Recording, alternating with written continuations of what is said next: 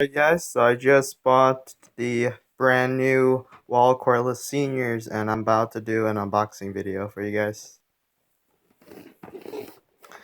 Let's see. Take this out of the box. One hand. It's so hard to do with one hand.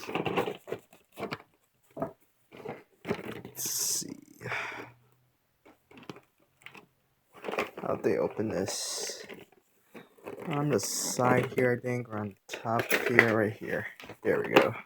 Oh, wow. Impressive. Yeah, so here's the kind of like a dark blue, blackish color for the Cordless Senior. Yeah, and it feels kind of heavier than the Magic Clip, I can really tell. Comes with the taper lever, of course.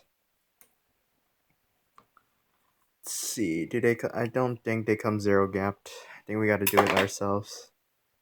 Yep, they're not zero gapped. We can do it ourselves easily though.